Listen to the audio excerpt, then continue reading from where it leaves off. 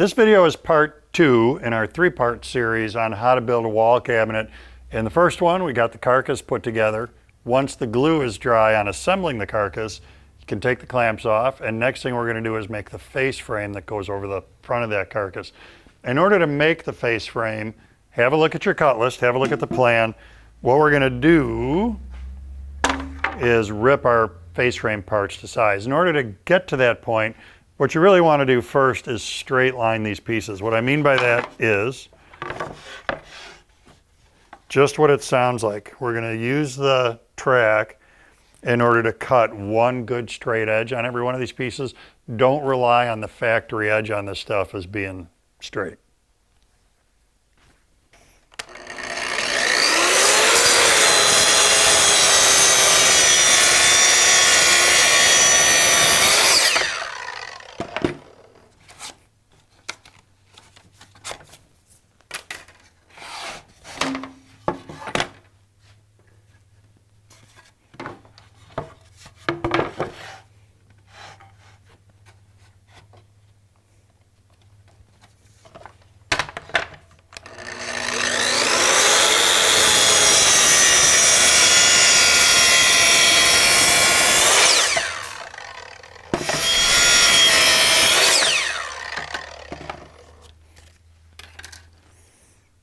Then we're ready to cut these to size. So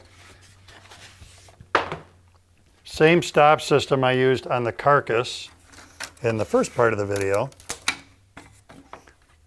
We're going to get set up so that we can get everything cut uniformly to width.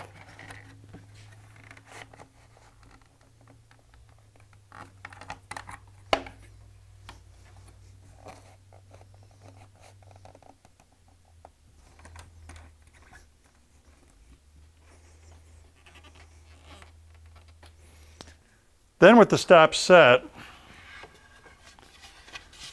that sawn edge that we just produced will go against the stops, right there.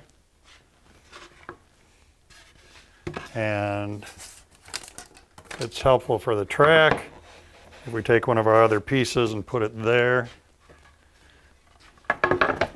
and there, just keeps everything kind of balanced. And then there's all sorts of rinse and repeat going to go on here.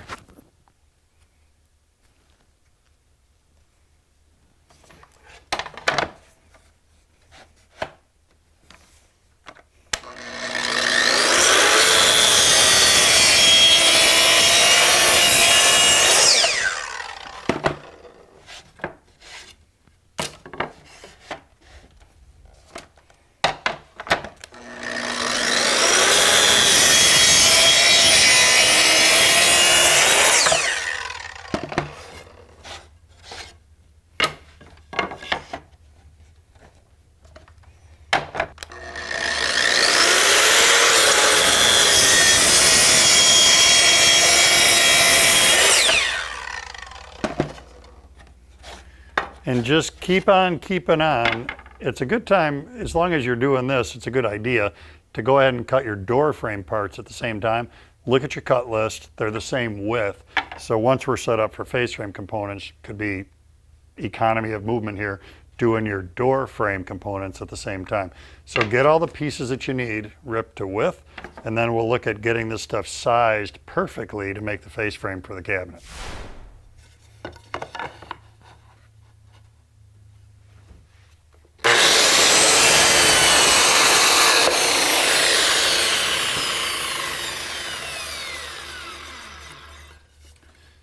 One of the things you always want to do, remember how we ripped these to get a good edge on them.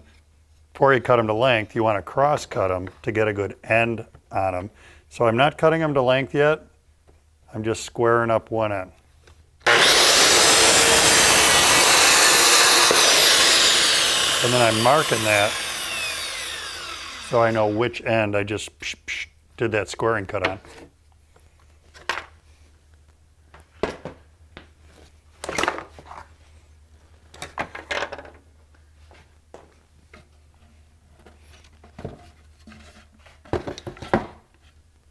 I'm not a fan of measuring. I am a fan of gauging whenever we can. So what I mean by that is instead of measuring how long should these stiles be, the vertical component, I'm going to put that square end even with the top of the case. And I'm feeling it to be flush.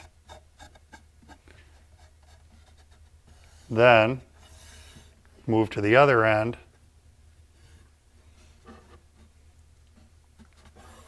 and mark it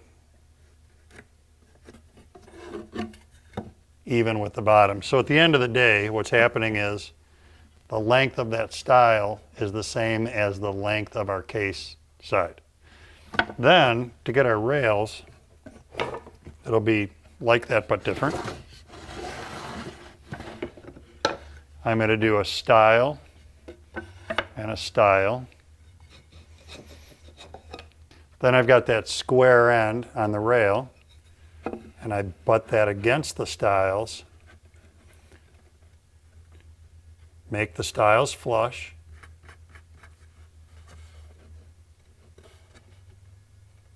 Mark the other end of the rail.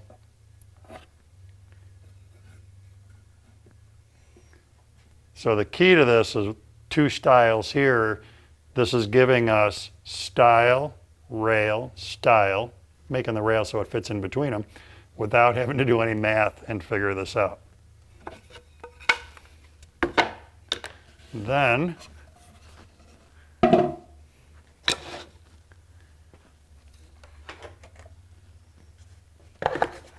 when you cross cut these babies to length, looking for my squared ends and my pencil mark, your best bet is to cut two rails together.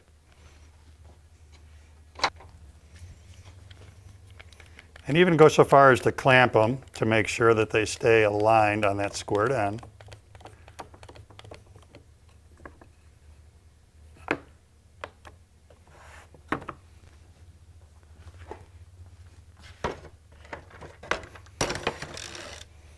And now when we cut them to length, we know that those two rails are going to be perfectly identical, which is really important for the face frame.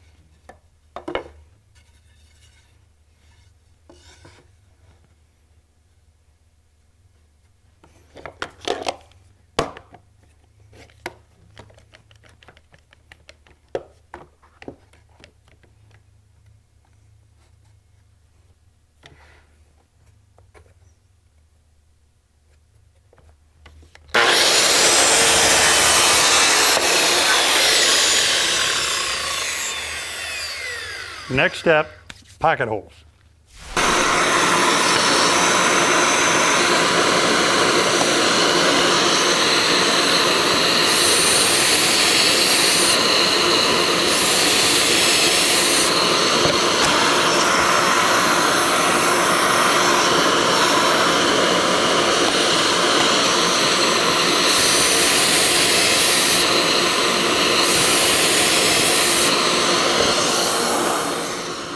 Pocket holes are an incredible way to put face frames together.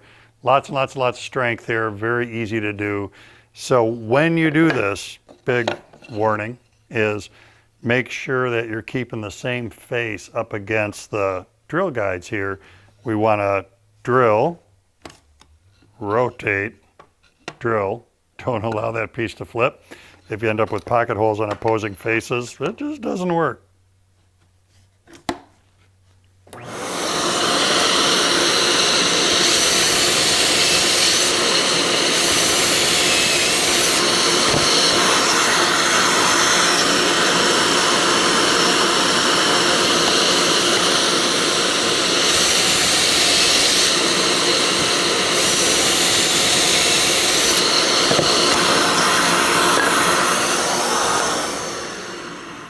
get a few things together here and we can put her together.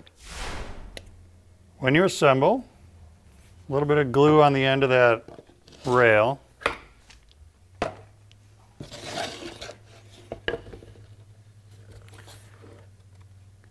And then a little down pressure from a clamp.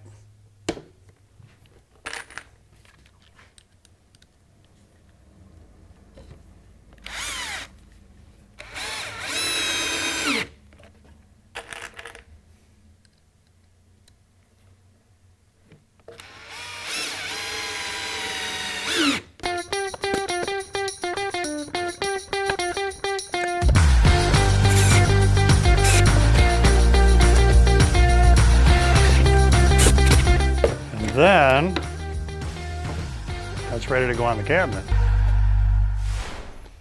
Putting the face frame on is going to be really simplified by maybe my favorite cabinet making tip ever, which is start by tapping a nail in. This is a 4-penny brad. Somewhere around 4-penny works great for this.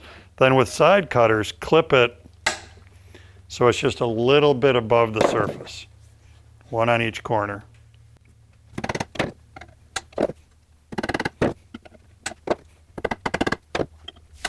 What we're gaining from this is that if you don't do this, our next step is gluing. If you don't have those brads sticking up like spurs, when you put the face frame into glue, it just wants to swim around. It moves all over the place.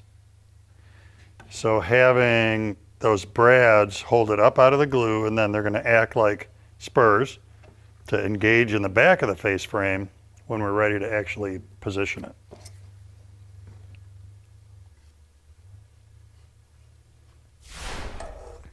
In order to clamp this, it's going to be easier if we're up on blocks.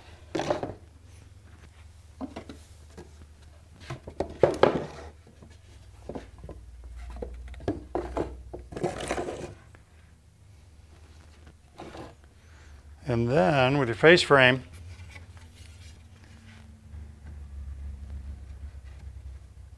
let it just sit up on those spurs and then get it where you want it. So we're going to be flush, centered,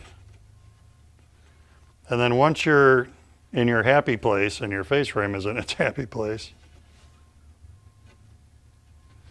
push, and what that down pressure does, now it's seated onto that spur.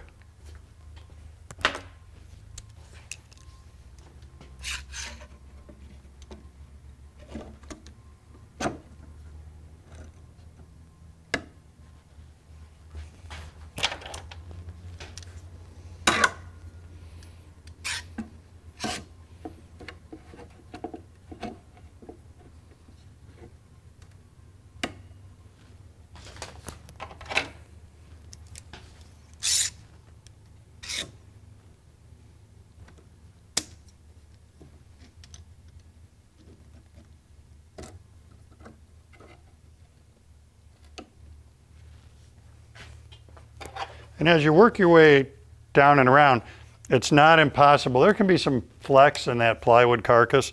It's not impossible that you're going to have to flex this just a little, just like I'm doing right there, in order to get stuff into alignment. So if you come down to the bottom, get centered again, push against the spurs.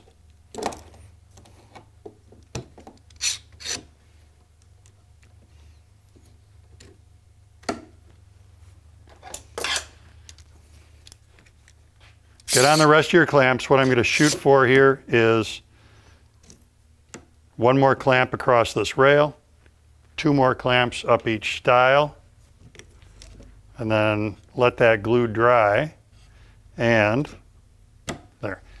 That takes care of our face frame work. And procedurally, what I like about this is don't make the face frame until the carcass is done. And the way that we did this, we sized that face frame perfectly for this particular cabinet, so it has to fit because of the way we transferred measurements. A couple more clamps to go and this is going to be set.